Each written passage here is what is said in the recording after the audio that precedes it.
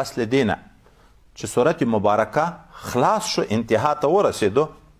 اوس بیرته په ټول سورت باندې نظر واچو سورت فاتحه مبارکه په ټول سورت باندې نظر واچو اول اجمالا دغه وګورو انسان په اول د سورت کې موږ ته الله تعالی راکو د حمد په اول کې حمد الله ادا شو ثنا او صفت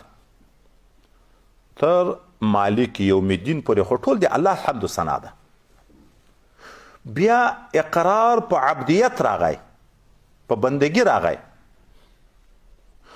او د الله سره یو عهد و معاهده وشوه سوګند وشو قسم وشو چې د تا د دربار نه بل دربار ته به زه نه ځم معاونت به هم د تا نه غواړم د دغه نه بعد بیا دعا وشوه الله ته خدای پاکه ته مې په صراط مستقیم برابر کړي او د صراط مستقیم تعریف الله راته وکړه نو د دغه ځای نه د مجموعي صورت نه تعلیم المسأله ده الله تعالی د دعا ادب راوښو چې څوک د الله تعالی دعا کوي او دا ویي چې دعا مې د قبول شي نو طریقه دا ده چې داسې دعا وکړي الله تعالی په دا صورت کې موږ ته وایي دا تنبیه راکړه چې ته چې الله ته دعا کوي اول د خدای پاک حمد و ثنا ادا که کامل د الله عظمت د الله سره اظهار د عشق و محبت وکړه او بیا د هغه نه بعد معاهد تازه که د الله سره چې ای الله زه محتاج یم او بله درګاه نه لرم دعا عبادت ته که نه ده بلکې مغز د عبادت ده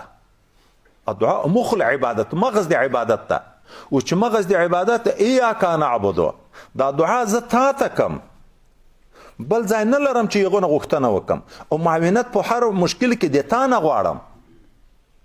دعا تازه که د دغه نه بعد خپل مطلوب ته بیا راشه دعا وکه نو دا دعا به ښه قبلیږي وروسته اهدنا صراط المستقیم دعا شوه او دعا په جامع الفاظو وکه الفاظ لږ خو پایده ډیره صراط مستقیم د دنیا او د آخرت کامیابی ده پکې ځکه نبی کریم صلی الله علیه وسلم موږ تاسو ترمذی شریف کې جوامع الدعوات چې ویلې ډیر وخت کې به دا دعا مبارکه کړه ربنا آتنا فی الدنیا حسنه وفي الاخره حسنه وقنا عذاب النار اوس یو سړی یوه غنټه په دعا لګیا ده ګوښې ګوښې دعا کوي ځان ته صحت غواړي عزت غواړي قدرت غواړي مال غواړي اولاد غواړي ښځه غواړي خو چې څومره شیان دي ګوښې ګوښې تفصیلي غواړي تر دغه یوې غنټې دعا جامع دعا دغه یو الفاظ دي څومره وخت به لګیږي ربنا آتنا فی الدنیا حسنه وفي الاخره حسنه وقنا عذاب النار خو افسوس ځای دا ده چې موږ پیږو نه علم نشته د علماو سره صحبت نشته د دعا قدر هم نشته زه کله کله د عوامو وروڼو ته ویایم چې دا موږ ته چیرې څوک مړی وکړي په مړی کې زه چې دعا کوم اول په عربي الفاظو دعا وکړم په دا عربي دعا خو ښه قبلیږي ځکه حدیث مبارک ته چې دعا چې ښه قبلیږي په عربي باندې ښه قبلیږي په دغه دعا کې زه جامع دعا د دوی د ټول د مشکلاتو دپاره اللهم بارک فی عمرهم اللهم بارک فی رزقهم اللهم بارک فی اولادهم اللهم بارک فی علمهم دا ټول وی دی امین نه وی ځکه په پیږي نه بیرته چې دغه دعا ورته پښتو کوم خدای په عمر کې برکت کې آمین په رزق کې برکت کې آمین اولاد کې برکت کې آمین ځکه پوه شي د عربي په معنا چې ښه قبلیږي پیږي نه امین هم نه پوهیږي اوس دغه دعا داسې جامع دعا ده ربنا آتنا فی دنیا حسنه خدای پاکه ماته په دنیا کې حسنه راکړي د دنیا حسنه د حسنه ټکی صحت عزت قدرت اولاد دنیا خوشحالی دا ټول د دنیا نعمتونه هلته حسنه ده چې توفیق د عبادت یې ورسره مهم ځای دغه ده چې توفیق د عبادت یې ورسره دا دنیا هم بیا نعمت ده دا اولاد هم بیا نعمت ده دا قدرت هم بیا نعمت ده دا عزت هم بیا نعمت ده حسنه ده ځکه د الله نه دې نه لرې کوي ښه دنیا ښه اولاد ښه علم ښه قدرت د دین چې الله پکې راضي کېږي الله ته دې وصل کوي خو که توفیق د عبادت نه و ورسره چې هر څومره د دنیا ډېرېږي د خدای نه لرې کېږي چې هر څومره د قدرت ډېرېږي د الله نه لرې کېږي چې هر څومره د انسانانو اولادونه ډېرېږي د الله نه لرې کېږي غرور په تا کې پیدا کېږي تکبر په تا کې پیدا کېږي ظلم په تا کې پیدا کېږي د حق نه تجاوز په تا کې پیدا کېږي دا یو هم حسنه بیا نه ده دا عذابونه دي نعمت په واقع کې نه ده د آخرت حسنه چې په ورځ د قیامت باندې حساب و کتاب آسانه شي او عملنامه په ښي لاس درکړی شي په پولیسورات په آسانه طریقه تیر شي جنت ته د خدای پاک داخل کی د الله دیدار راوشي دا ټولو ته دا جنت ته پورې چې لیانې تللې حسنه ټولو ته ویل کېږي اوس نو چې د آخرت دنیا کامیابي ټولې کامیابۍ که صحت ده که اولاد ده که قدرت ده که هر څه دي دغه حسنه د دنیا کې راغله په دنیا حسنتن په دنیا په دنیا کې حسنه راکې خو ورسره توفیق د عبادت هم شته او آخرت حسنه چې جنت ته پکې داخل شوې للذین احسنوا الحسنى نیک عمل چې په دنیا کې کوي نیک بدله خدای پاک ورکوي نیک بدله چې د جنت ته نو وای اشاره دغه هم شوه چې دعا کوي جامع دعا وکړه الفاظ دې لږ وي خو د دنیا او د آخرت حضرت پیغمبر صلی الله علیه وسلم چې الله ته سوال کوي د عافیت سوال کوي دا سوال الله ته ډیر محبوب ده اللهم انی اسألک العفو والعافیة فی الدین والدنیا والآخرة چې په دنیا کې عافیت درته نصیب شو د دنیا د ټولو غمو مصیبتونو خلاص شوې چې په آخرت کې عافیت درته نصیب شو د آخرت د ټولو غمونو خلاص شوې الفاظ لږ دي خو د دنیا او د آخرت کامیابی نجات کې موجود ده دا ادب د دعا شو بل خبر دلته په دغه سورت مبارکه کې چې بیا نظر وکړو په دغه سورت مبارکه کې په د مابین د الله د حمد د ثنا نه بعد هغه ډیر مهم نچوړ د خلاص د سورت په دغه دوه ټکي کې ده ایاک نعبد و ایاک نستعین مخکې توتیه د ایاک نعبد ته وروسته تفسیر د ایاک نستعین نچوړ خلاص د تفسیر دغه ځای ده ایاک نعبد خاص تا ته عبادت کو نو عبادت هغه قبول ده چې په هغه کې شرک نه وي خاص او خاص دی الله د رضا لپاره وي اوس شرک چې ته وایي چې دا وپېژنو موږ په خلکو کې خو دا مشهوره ده لکه هغه بت پرستانو چې د الله نه سوا نور خدایان جوړ کړي د لاس بوتان جوړ کړي هغو ته به هم سجدې لګولې نو دغه ته مشرکین ویلې وایي شرک صرف دغه ته نه ویل کېږي یو خو شرک فی ذات چې د الله د ذات سره نور څوک شریکان کې دا هم کفر ده ناروا ده دوم قسم شرک هغه د الله تعالی سره د مخلوق په محبت په عظمت په قدر کې برابرول د الله تعالی سره په د بل مخلوق په محبت په عظمت په اطاعت کې برابرول چې حکم دای څه درته کې داسې منې لکه د الله حکم چې منې دغه شرک فی التشریع ویي په قانون کې شریک جوړول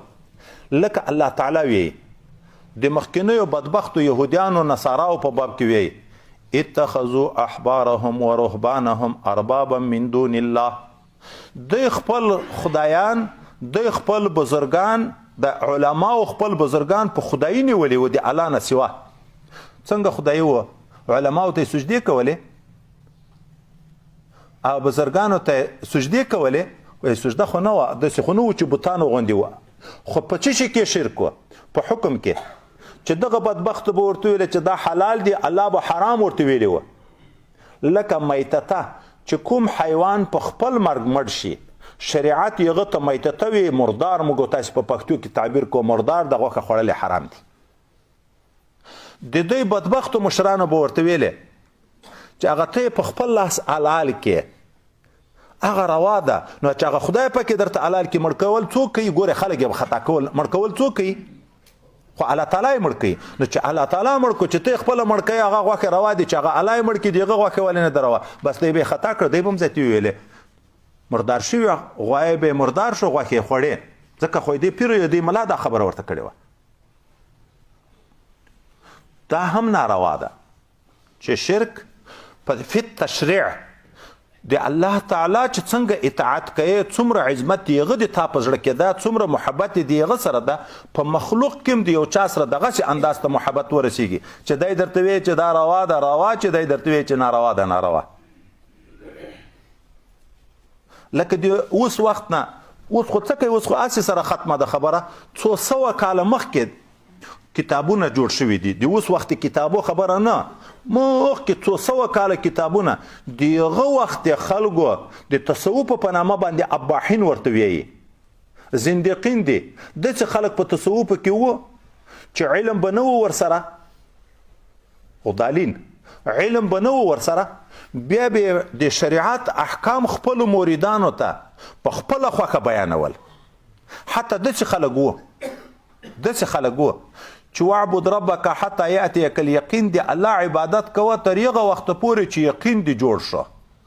تفسیر خدا دی حتی یأتیک الیقین تر مرګه د الله عبادت کوه. دوی به د مرګ معنا نه ورته کړه یقین دې جوړ شو چې یقین جوړ شو چې الله یو ده رسول حق ته نور ذاتي عبادت ته ضرورت نشته لمونځونه به یې په پرېښو چې نه ذاتي لمنځو ته ضرورت شته نه روژو ته ضرورت شته نه زکاتو ته ضرورت شته نه حجو ته ضرورت شته ځکه الله وی عبادت کوه تر هغه وخته چې یقین دې جوړ شي. یقین جوړ شو چې الله د موږ خالق ده رسول برحق ده کتاب برحق ده چې یقین جوړ شي بیا د الله حکم به منې که پرېږدې به خو دا یقین نه ده جوړ یقین نه ده شک ده په دین کې. داسې خلک موجود وو ځکه پخواني کتابونه لیکي وایي داسې لکه د هغه وخت جاهل صوفیان چې د جاهلو پیرانو اتباع کوي هغه ورته دا روا ده دی بس وایي چې روا ده پیر صاحب ویلی دي چې هغه ورته چې ناروا ده دی وایي ناروا ده. دغه ته هم شرک ویلی کېږي. دریم شرک فی التکوین د پیدا کولو د ورکولو چښتن څوک ده؟ الله تعالی ده. اوس نو که څوک یو داسې عقیده ولري چې د الله نه سوا په مخلوق کې یو داسې څوک شته چې داسې قادر مطلق ده لکه الله چې قادر مطلق ده داسې مختار کل ده چې د هر شي اختیار د ده سره ده لکه د الله تعالی سره که دغه عقیده مخلوق کې یو چاته هم څوک ثابت کړي چې دغه هم که نبي که ولی که نبی ته دا ثابتوي که ولی ته دا ثابتوي چې دا قادر مطلق مختار کل ده په هر څه شي قدرت لري او د هر شي اختیار د ده ده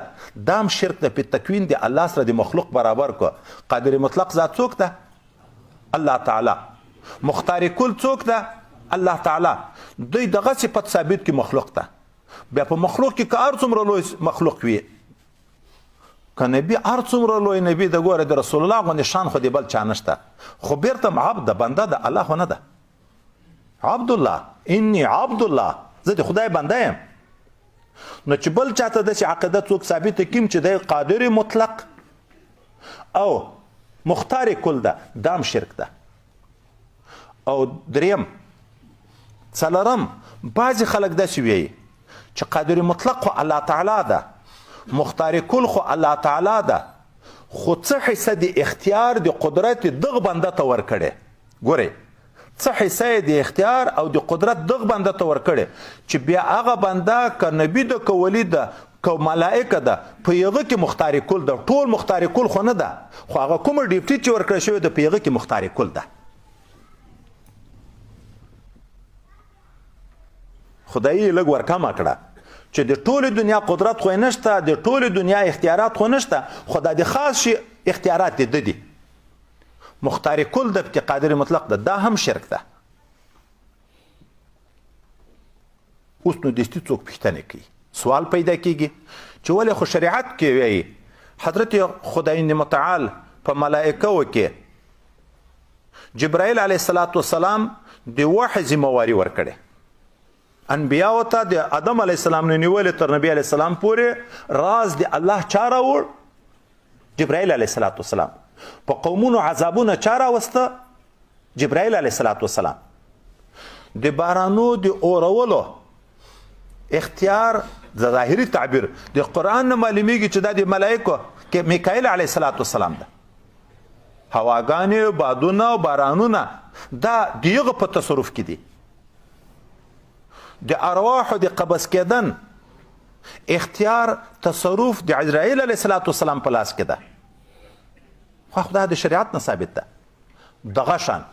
پوښتنه ده، دغه شان بعضې انبیا علیهم السلام نه د بعضې اولیاء کرامو نه داسې امور صادر شي چې ټول خلق د هغه امورو نه عاجز وي، خارق العادت وي. چې د نبي نه صادر شي معجزه ورته ویل کېږي، چې د ولی نه صادر شي کرامت ورته ویل کېږي. خو هغه د ده په اختیار کې ده. لکه بعضې شیان د ملایکو په اختیار کې د قرآن او حدیث نه معلوم ده.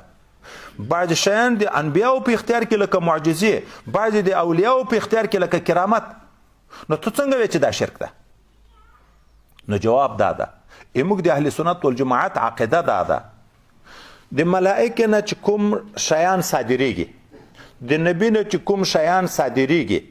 د ولی نه چې کوم شیان صادریږي خارق العادت، ظاهره د انسان یا د ملائکه نه صادر شو، خو په واقع کې دغه ټول د الله تعالی د طرف نه دي. او مظهر مخلوق وګرځېدی، د ده په لاس ښکاره کړه. کوونکی الله ده، خو د نبي په لاس معجزه ښکاره کړه. وما رمیت اذ رمیت ولکن الله رمى. حضرت پیغمبر صلی الله علیه وسلم یو موټی شګې په بدر کې د کفارو په طرف وشندلې. د هر کافر سترګې ته ورسېدې، زر کسان دي د ټولو سترګو ته ورسېدې. ظاهره دا شړل د چا په لاس شوه؟ د حضرت پیغمبر علیه السلام په لاس. خو الله تعالی ورته وی په واقع کې دا کار تا نه ده کړی چې د هر کافر سترګې ته رسول دي، دا ما کړی ده. نو په واقع کې د دغه کار اختیار د چا په لاس کې شو؟ د الله تعالی په لاس. خو نو د نبي په لاس یې ولې ظاهره کوي؟ دلته یو نکته ده، وایي د نبي عظمت خلکو ته ورپېژني. چې تم موږ خلیفه صاحب مبارک به ټوکه کړه چې ته اندړ زه اندړ، ته به ګاډه څټې زه به یې نه څټم. چې ته د ځان سره بل برابر وبولې، بیا شاګردي ورته کوې. خو دا استاد ته چې کینې ځان خو به کم بولې، بیا به د هغه نه اکتساب کوې. چې د ده علمیت نه کې تسلیم، د علمیت نه کې تسلیم، شاګردي نه کوې. چې د ده پیري نه کې تسلیم، مریدي نه کوې. چې د ده نبوت نه کې تسلیم، امتي توب نه کوې. نو الله عظمت د نبي ورپېژني. او مخکې موږ ویلې صراط مستقیم کې دوه مقام د اولیاو ده، چې د ولی نه یو کرامت نشي ښکاره، خلک یې عظمت په زړه کې نه بیا اتباع کوي. الله د نبي د ولی هلته معجزات، دلته کرامت د الله د طرف نه، خو د ده په لاس صادروي چې د ده عظمت د خلکو کې په زړو کې عظمت راشي، چې خبرې ومني، اتباع یې وکړي. په واقع کې دا د الله تعالی د طرف نه دي، مختار کل نه دي. په دوم تعبیر دغه نبی چې هر معجزه ښکاره کوي، دا ولی چې هر کرامت ښکاره کوي، په هر آن کې د تعلق د الله تعالی سره ده. د الله به علم، د الله به اراده، د الله به رضا یو کار نشي کړی. مختار کل خو چې وي هغه خو بیا هلته اجازې ته ضرورت نه لري. لکه د دغه مثال په خارج کې درکم چې سر مخلا شي، وزیر اعظم یو څوک مقرر کی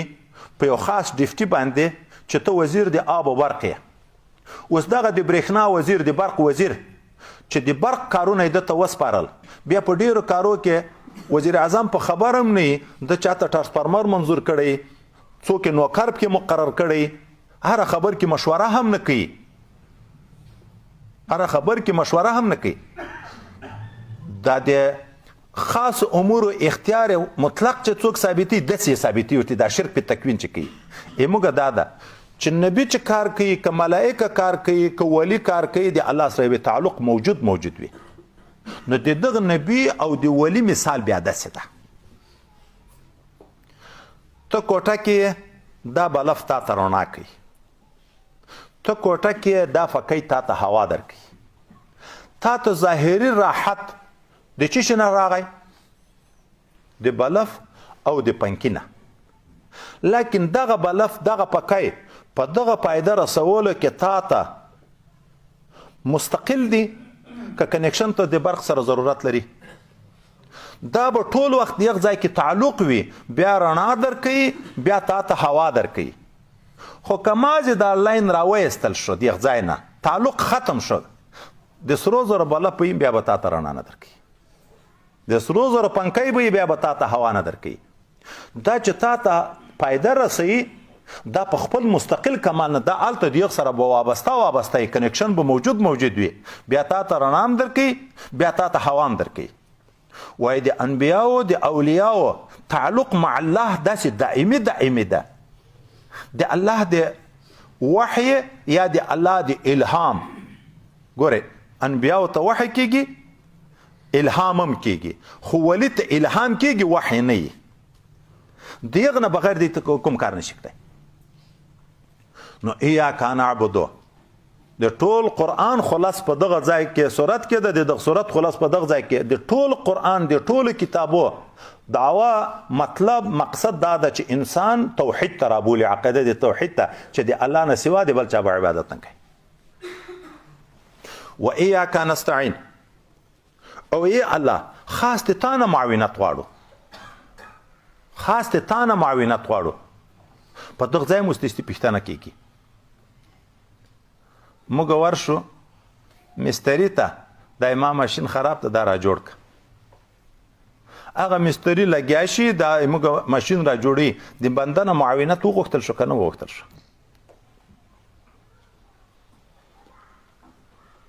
بنات ورزو ما ته کوټه جوړه کا هغه موږ ته لګیا څو شپې مزدوري کوي کوټه راته جوړه کی محسوس شی د محسوس شی معقول نه چې د خلکو نه معاونت پکې غوښتی کیږي موږ د خلکو نه چندې غواړو مدرسه په چلو دا معاونت مخلوق نشو که نشو دا شرک ده ناروا ده دوم پوښتنه کیږي د نبی یا د ولی نه استمداد معاونت غوښتل دلته اوس دوه صورت دي یو صورت دا ده چې نبی ته څوک ورشي چې حیات وي په دنیایي زندگی حیات خو په قبورو کې هم دی خو په دنیایي زندگی کې ورشي هغه نبی علیه الصلاة والسلام ته ووایي ته خو د ما دپاره الله تعالی ته سوال وکړه چې ما دا مشکل حل کړي نبی دعا ورته وکړي الله یې مشکل حل کړي ولی ته یو نیک انسان ته څوک ورشي د موږ دپاره دا موږ عام علماو ته نیکو خلکو ته ورځو که نه ورځو ته خو خدای پاک ته سوال وکړه چې الله تعالی دا تکلیف د ما نه لرې کړي ما دا مشکل خدای پاک حل کړي د نبی نه معاونت د ولی نه معاونت په ښکاره هغه د ټول مسلمانان په لګیا دي که نه اوس دا هم شرک ده دا هم ناروا ده یا دوم صورت نبی ته نه ورغلی ولی ته نه ورغلی خپله دعا کوي الله ته خو نبی د واسطه کو الله ته یا ولی د واسطه کو الله ته چې الله د تا د هغه خاص بندگانو په روی چې انبیا دي یا اولیاء دي الله تعالی ما مشکل حل کې ته خو به معاونت ناجائز معاونت کې نه داخل یا د مخلوق نه لکه په صنعتو کې معاونت غواړو یا د نیکو خلکو نه دعا غواړو یا نیک خلک خدای پاک ته واسطه کوو او دلته دعوا خو د اختصاص ته چې خاص ته تا نه معاونت غواړو دی وی چې نه دا په معاونت من غیر الله کې نه دي داخل ممنوع نه دي دا ناروا نه دي دا جائز دي ولې د شریعت حکم ده دا موږ د استاد نه علم زده کوو د ده نه معاونت غواړو چې په دا کتاب زه نه پوهېږم خو قرآن راته فاسألوا اهل ذکر ان کنتم لا تعلمون که ته نه پوهېدې د علماو نه پوښتنه وکړه ګوره الله امر راته کوي خو موږ خو د عالم ته چې ورځو د دغه علم مختار کل خو نه بولو چې اختیار د ده نبی علیه الصلاة والسلام انما انا القاسم والله المعطي ورکوونکی خو الله ده موږ چې نبی ته ورځو یا ولی ته ورځو دعا تر غواړو مختار خو نه بولو چې دغه شی اختیار د په لاس کې ده خو موږ په دغه لحاظ چې الله ته دای تر موږ نږدې ده وابتغوا الیه الوسیله الله ته وسیله وغواړئ خدای پاک ته واسطه پیدا کړئ د عبادت واسطه کو بیا وروسته دعا کو ایاک نعبد و ایاک نستعین. دلته په د ترتیب کې اول د معاونت سوال ونه کو، اول د عبادت سوال کوي ایاک نعبد، خدای پاک تا ته عبادت کو، بیا وی چې و ایاک نستعین. ولی وای عبادت وسیله د دعا د قبولی د لپاره. اول منځ وکړه بیا لمانځه نه شاته دعا ښه قبلیږي. روژه ونیسه د روژه ماتې په وخت کې دعا ښه قبلیږي. اذان وشي د اذان بعد دعا ښه قبلیږي. ذکر وشي د ذکر نه بعد دعا ښه قبلیږي. دا وسیله ده الله ته. خدای پاک ته چې نږدې شوې د الله رضا موجوده شوه، نو بیا تا ته د الله د طرف نه د رحمت دروازې خلاص شي. نو دا په شرکیاتو په نارواو کې نه دي استمداد من غیر الله. په هغه صورت کې ناجایز ده چې عقیده د موسریت ورته ولري، لکه د مشرکینو عقیده دا وه چې د اولاد ورکوونکی، دنیا ورکوونکی، صحت ورکوونکی دغه بوت ته چې دا راځي کوم د ده په نامه وایي حلال که یا اوښ حلال که یا پسه حلال که، نو بیا پس د هغه نه به دا مشکل حل کیږي. موږ چاته د الله نه سوا مشکل کشا حاجت روا نه ویایو. هو دنیا دار د اسبابو ده، دنیا دار د اسبابو ده. الله موږ ته تعلیم د اسبابو راکوي. ایاک نعبد و ایاک نستعین. دا نچوړ او خلاص دی دغه صورت ته. صورت مبارکه خو مو تر اخیر وویلې، خو دا چې د صورت خلاص ته چې بیا سړی نظر وکړي،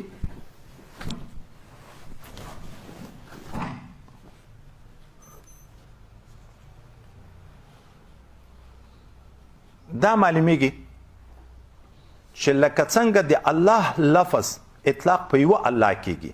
د رب لفظ اطلاق په یو په الله کېږي، په بل باندې حقیقي معنا باندې د چا باندې اطلاق نه کېږي. او دغه صورت ته چې سړی نظر وکړي، اول د صورت کې الله تعالی د حمد لفظ ویلی، د نعمتو په عوض کې شکرانه. دا د انسان فطري تقاضا هم ده. د انسان انسانیت هم دا تقاضا کوي چې څوک احسان در سره وکړي ته باید دغه شکر گزار شي. اوس نو یو وارې په احساناتو باندې د الله نظر وکړو چې د الله څومره احسانات دي، بیا نو د شکرانې د ادا طریقه معلومه کړو. وایي ټول مخلوقاتو باندې د الله احسانات پرېږده، یو انسان چې خپل ځان ته وګوري چې په تا هر انسان باندې د الله په ما په څومره احسانات دي. په ټولو احساناتو خو د سړی رسېدی هم نشي. قرآن وی و ان تعدوا نعمت الله لا تحصوها. که د الله نعمتونه وشمېرې شمېرلی هم نشي، دومره ډېر دي. اوس نو اول د خپل وجود ته وګوره، دا کنکای وجود چې انسان عالم صغیر ده، د ټول عالم کبیر نمونه ده. دا ټول وجود د انسان دا د مځکې حیثیت لري. په دغه وجود چې ویښتان شنه دي، دا د ونو د بوټو مثال ده. دا اډوکې چې په دغه انسان کې دي، دا د دغه غرونو مثال ده. دا رګونه چې دا وینه پکې جریږي، دا د چینو او د نهرونو مثال ده. دا غټ غټ نعمتونه د دنیا چې پایده یې ټولې دنیا ته ده. ګوره مځکه ته ټول مخلوق محتاج ده، پایده یې ټولو ته ده، اوبو ته ټول مخلوق. دغه غټو نعمتو نمونې د تا په وجود کې خدای متعال درکړي دي. بیا چې جزئی جزئی نعمتو ته پسې وګورو، یوه سترګه ده. د سترګې نه مخکې اول چې دغه ته وګورو چې د انسان وجود د دوه شیانو نه په غټو مرکب ده، یو جسم ده یو روح ده. خو د عزت شی روح ده. دا جسم دیغه خادم ده چې روح په بدن کې لاس هم کار کوي، پښه هم کار کوي، سترګې هم کار کوي، خوله هم کار کوي، ټول کار کوي. دا خادم ده، اصل جوهر خو روح ده. خو د ادنا ته چې وګورو چې دا جسم ده، چې دا ادنا جز ده، طبیبان د تشریح الابدان چې د انسان د بدن د اجزاو تحلیل کوي، هغه وی چې د انسان په د ادنا جز کې چې بدن د الله تعالی 15,000 مصلحتونه یې دي. د دغه انسان په وجود کې چې سړی فکر وکړي، د 300 نه زیات بندونه موجود دي. او دغه بندونه الله تعالی په یو داسې عجیب انداز باندې سره وصل کړي دي یو بل ته چې په دغه بندو باندې عمومي انسانان زندگی تر 80 کلو کوي د دغه بندو نه ګټه اخلي خو دا بندونه نه سولیږي او نه ترمیم ته ضرورت لري که پولادي جسم جوړ شي د نور د الله د صنع نه بغیر واخلي دا ته چې کوم شی جوړ کې د اوسپنې د پولادو نه جوړ کې دغومره وخت وچلی چوړی به خرابېږي ترمیم ته بې ضرورت وي سولیږي به خو الله تعالی د موږ په بدن کې په یو نرم انداز باندې ګوره دا ګوته ده اسانه دا بندو ته وګوره دا یو بند دا بل بند دا بل بند خلاصوی ټولوی په درد پیږي څه د تکلیف احساس شته ټول عمر لګیا ده دا ګوته تا ته دا ټول لاس تا ته کار کوي څومره بندونه په دغه کې موجود دي دا ټول په فعالیت باندې لګیا دي او په آرامه طریقه په راحت په طریقه باندې لګیا دي ار باندې لاس ګوري ټولیږي جوګیږي لاس را ټولیږي لاس کېږي لاس پورته کېږي لاس ټیټیږي دا ټول عمر ته 80 کاله د دغه نه ګټه اخلي الله دا داسې پیوند کړی ده چې الله وی ما پیدا کړی وشددنا خلقه ما مضبوط کړی د خلقت یې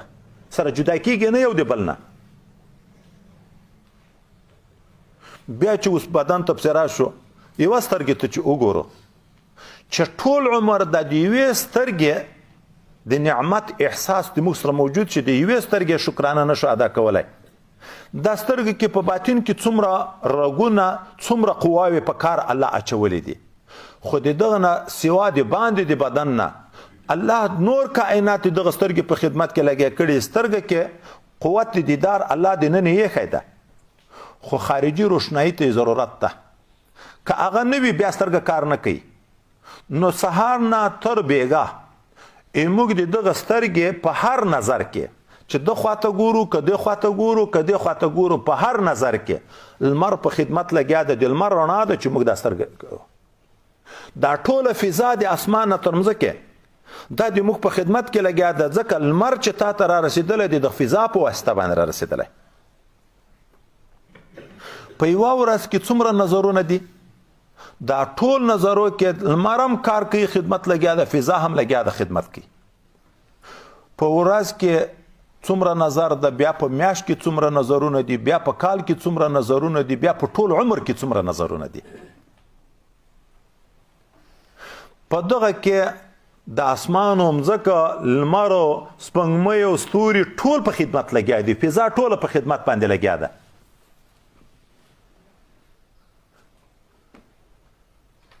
او دا سترګه احساس هم د چا سره نشته چې ما سره لمر په خدمت لګیا ده وای نعمتونه دوه قسمه دي یو عام یو خاص عام نعمتونه لکه مځکه ټول مخلوق زندگی پکوي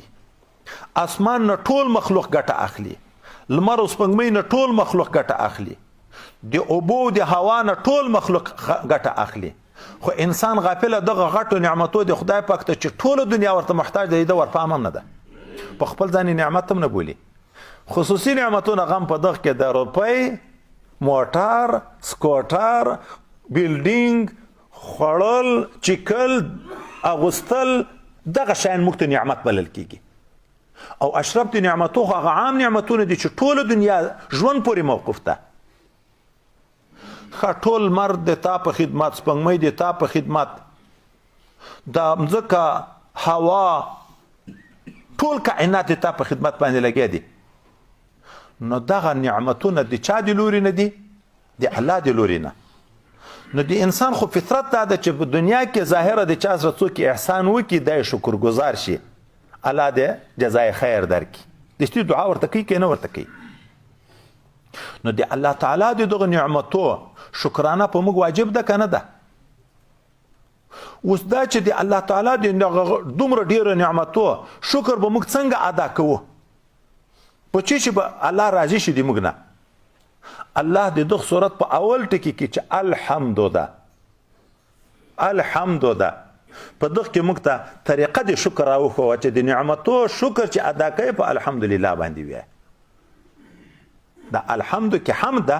د لله کې لام د اختصاص ته دغه کې بیا په دې تنبیه ده ګوره چې هر نعمت چا در باندې وکړه دا هغه نه ده کړی دا ما در باندې کړی حمد اصلي یو الله لره ده موږ چې یو بنده 1000 روپۍ راکړي 10 کاله دعا ورته کوو چې د الله ټول وجود را کړی ده ټول اندامونه یې را کړي ورته پام هم نه ده الله ته سجده هم نه لګوي خدای مې دې وساتي روژه نه نیسي زکات نه ورکوي حج نه کوي جهاد نه کوي علم نه کوي عبادت نه کوي ټول هم ځکه د الله د طرف نه تا ته نعمت ته لمر او سپوږمۍ د الله نعمت دي هغو ته یې ورپام هم نه وي اوس نو لایق د حمد یو الله ده الله تعالی په دغه صورت مبارکه کې په اول لفظ باندې طریقه د حمد چې زه په دغه درنه راضي کېږم چې الحمدلله وي او دا یو داسې جمله ده ګورئ د الله تعلیم د جوامع الکلم دی د هر نعمت چې ګوښه شکرانه موږ یاستای دا به ټوله زندگی موږ لګیا خو شکر منه شوی ادا کولی خو په داسې جمله الله موږ ته تعلیم راکړه چې دغه جمله تر ټولو نعمتو بهتر ده حدیث مبارک راځي چې چاته چې څومره نعمتونه ورکړی شي او په اخر د نعمتو کې دی وی الحمدلله دا تر هغه ټولو نعمتو بهتر ده او دا داسې نعمت ده چې په ورځ قیامت هغه تله چې د اوه سره اسمانونو مځکه په یوه پله کې ځایږي دا الحمدلله نیمه پله ډکوي نیمه پله صرف په دغه باندې ډکېږي او د دې په هغه کې چې الحمدلله دا تر ټولو نعمتو بهتر ده د دنیا چې څومره نعمتونه تا ته الله درکړي او ته ویې الحمدلله تر ټولو نعمتو بهتر ده د دغه یوه معنی عجب علما دا کوي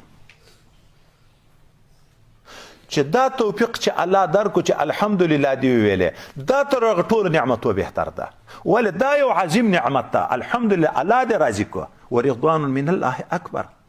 تر جنت او تر دنیا او ما فيها تر ټولو نه دی الله رضا لوی ده کنه ده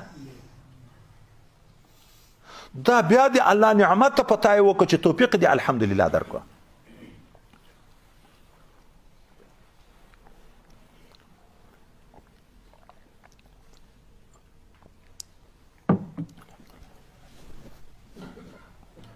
نو الحمدلله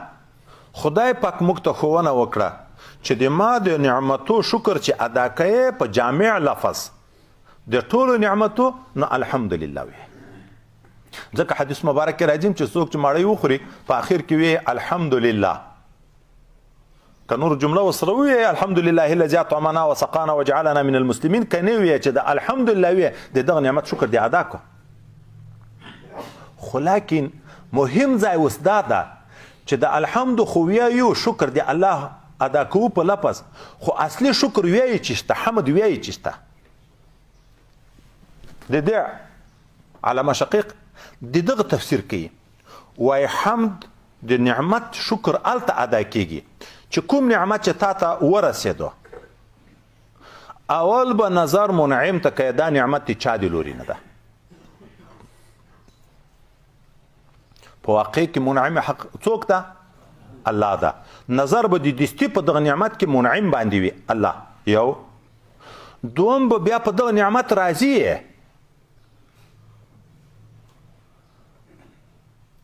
دا چې مسکینان دایموږ زندگی کې شکایت باندې لګیا دي ټول عمر دال ده دا دال چا درکړی خو الله تعالی را کړی چې اول به د نظر په منعم وي بیا به په دغه نعمت راضي وي که کمزورې نعمت هم خو د چا د لوري نه ده دغه ته خو فکر وکړه چې موږ استاد د موږ پیر په د خپل مسلک کې به خبره وکم یو زوړ دسمال یو زوړ څادر قدردان شاګرد و مرید ته ورکړي څومره به په عزت ساتي چې څوک د دغه نعمت قدر پیژني څومره به په عزت ساتي دا د چا د لاس ده نو چې د الله مولای حقیقي د طرف نه تا ته درکول کېږي رسول الله صلی الله علیه وسلم په ټول عمر د نعمت د خوړلو د شي غیبت نه ده کړی ولې چې د دغه شي غیبت کوي چې دا تروه ده دا ترخه ده دا مڼه ده سیب ده چمجن ده دا ته په واقع کې د منعم بې قدري وکړه نو دوم به دا وي چې په یغ نعمت به راضي وي. دریم دا ده د شکر معنا چې کوم نعمت تا بدن ته داخل شو د یغه نعمت د وجه نه د تا په بدن کې چې قوت پیدا شو تر څو چې هغه قوت د تا په بدن کې موجود وي نو دیغه منعم به بقدري نه کې دیغه به مخالفت نه کې. شکر دغته وی حمد دغته وی چې کوم نعمت چې تا ته د الله د طرف نه درکړی شو منعم باندې نظر بیا په یغه نعمت راځي بیا د یغه نعمت وجه نه چې تا په بدن کې څومره قوت پیدا ده تر څو چې هغه قوت تا په بدن کې وي نو ته به شرمېږې چې دا زه کې زور ما کې د ده د وجه نه راغلی نو د هغه به نافرماني نه کې. او موږ احادیثو په رڼا کې چې وګورو یوه ګوله په بدن کې تر څو شپو پورې پاتې کېږي قوت یې تر 40 شپو پورې. یوه ګوله د چې وکړه تر 40 شپې اثر د یوې ګولې په بدن کې پاتې کېږي نو تر 40 شپې به بې ادبي نه کوي مخالفت به نه کوي لکه د په سترخان ناست یې د ده به بېقدري نه کوي. او په دا 40 شپو کې موږ مسلسل خوراکونه کوو نه کوو داسې خو م نه دي کړی چې یوه ورځ خوړل وکړو تر 40 شپې پورې بیا نه وي. د دغې وجې نه چې مخالفت کې راشي هغه حدیث مبارک کې راځي چې یو غړپ شراب چې څوک وچکي 40 شپې عبادت نه قبلیږي. یو ګوله حرامه چې وکړي 40 شپې عبادت نه قبلیږي ولې تر 40 شپو پورې اثر د هغه نعمت په بدن کې پاتې کېږي. اوس نو چې د الله د طرف نه تا ته نعمت درکړی شو په دغه نعمت ته 40 شپې فایده اخلې نو 40 شپې به شکر ادا کوې ناشکري به نه کوې. که ګناه دې وکړه ناشکري شوه که ګناه دې وکړه دا ناشکري شوه دغه نعمت. نو الله تعالی د خپلو نعمتو د شکرګزارۍ اسانه جمله په الحمدلله موږ ته راوښوه خو دغه الحمدلله بیرته به دغته ګورو چې د هر نعمت د وجې نه چې اوس ما اوبه وچکلې د الله نعمت ته په نظر به دې په منعمې دغه څومره عجبې صافې اوبه دي الله تعالی پیدا کړي دي. موږ ژوند نه وجعلنا من الماء كل شيء حي ژوند پورې موقوف ده او الله بې روپۍ راکړي بې روپۍ راکړي. اوس په دغه چې بدن ته راحت پیدا شو دغه بدن خو باید د ده د رضا دپاره استعمال شي چې هغه دی په راضي کېږي خو دا راحت خو ده درکړه.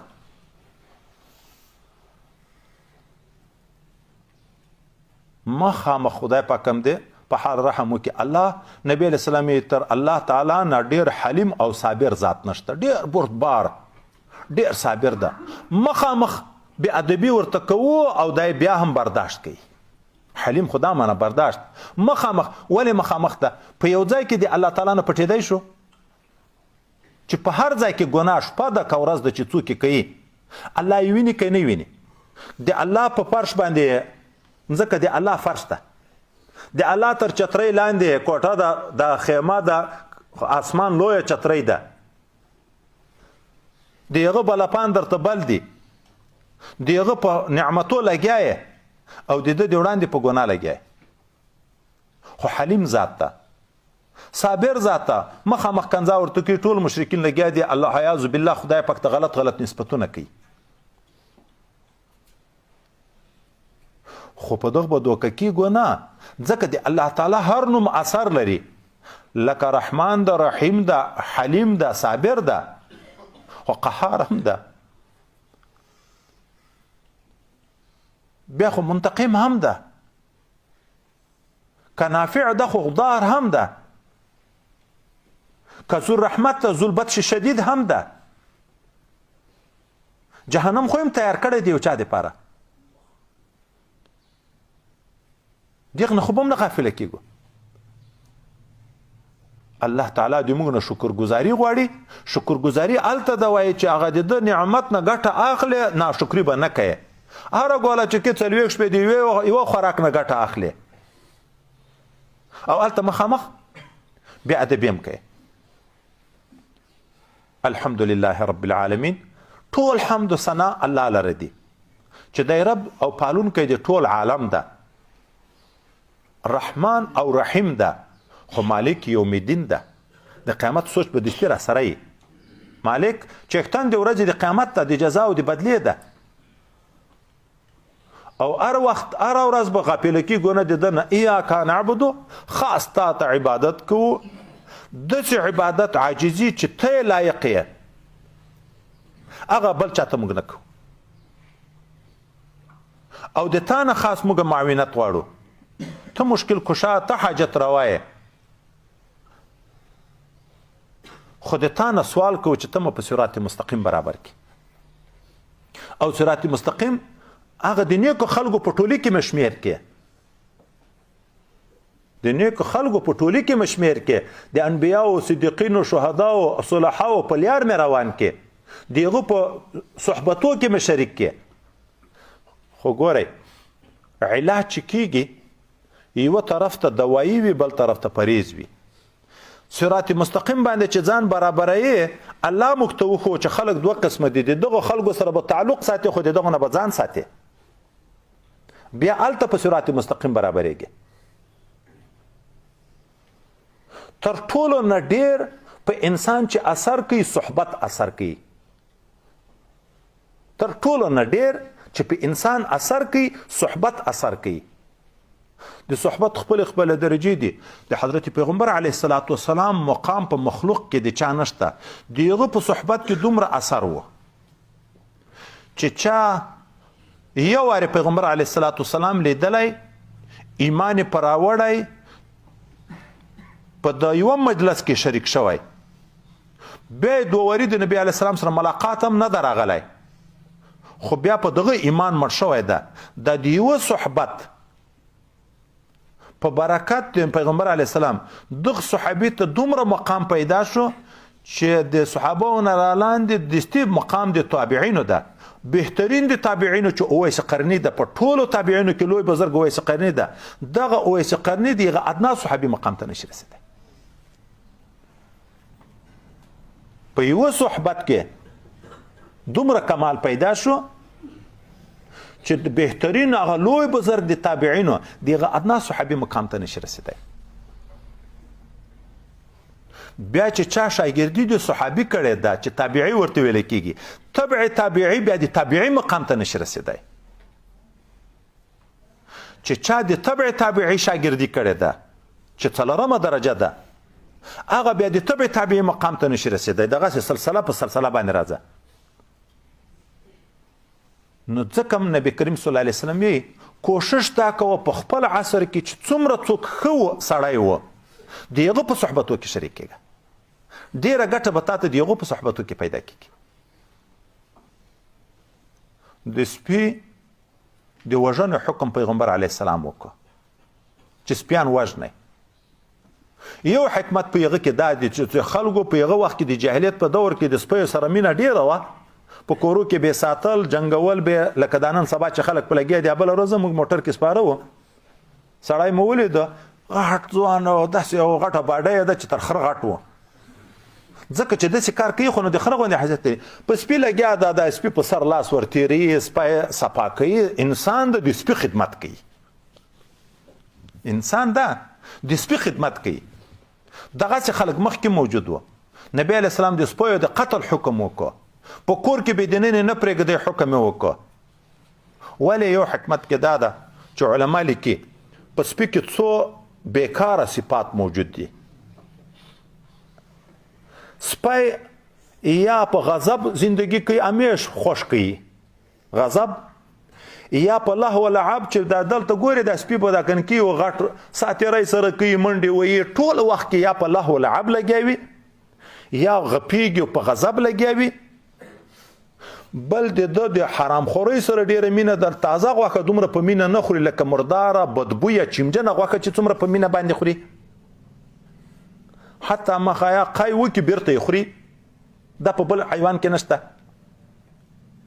او د خپل ابناء الجن سره یې ډیره دښمني ده دلته به سپی پروت وي خلک به تیریږي په سړیو به کار نه لري خو په یو غرو چې سپی وویني د بل وطن بل مسافر سپی وویني د دغه هم د کې نه به ذاتي ورخوښه شي هغه سپی به نه پرېږدي د خپل جن سره یې ډېره ورانه ده نو وایي د دغه سپي سره چې څوک تعلق کوي په دغه انسان کې بیا دغه خویونه پیدا کېږي حرام خورۍ به پکې پیدا کېږي لهو لعب به پکې پیدا کېږي قهر او غضب به پکې پیدا کیږي، د انسانانو سره به نفرت وي، د هغو سره به دښمني پیدا کیږي. شریعت حکم وکړو چې بالکل مړه یې کوي.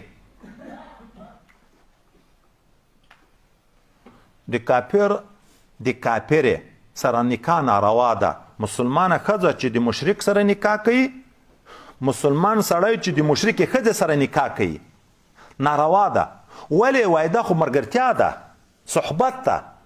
د بیکاره سړي صحبت ولو که ښځه دي وي هم، که ښځه دي وي هم، اگر که ښځه خو تابع وي، سړی مطبوع وي خو چې سړی وي، که نه؟ چې سړی وي ښځه یې تابع وي، دی مطبوع وي.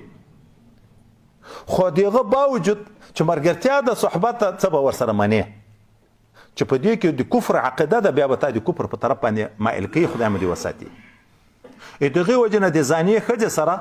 چې زناکاره یې فاحشه یې نکاح به مسلمان نیک سړی نه کوي. ولې؟ وایي چې ته په خبره مې چې بدعمله ده، ته چې نکاح ورسره وکړې د دغه ښځې سره، نو په تا کې به دوسي پیدا کېږي. دا ښځه خو د هغو ملګرو سره تعلق نه ختموي.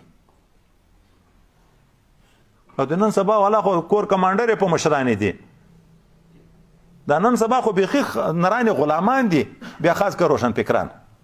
هغه خو بیخي داسې دي، ټوکرۍ به د شانه دی ګرځي، روپۍ به د دې په لاس کې، سودا به دا کوي، ټوکرۍ به دی ورسره ګرځي. خان صاحب دا نن په موبایل باندې څه لوبې شروع شوې. نو د صحبت په هر چی نه انسان باندې صحبت ډېر اثر ده. نو تصوف کې هم بیرته خلستا ده. وای الته انسان ترقی کړی شي په باطنی لحاظ باندې چې د هغه خلکو نه ځان وساتي چې هغه د الله تعالی سره تعلق نه لري. که یو داسې څوک ده چې هغه مبتدع ده، که یو داسې څوک ده چې هغه ګناه کوي، فاسق ده،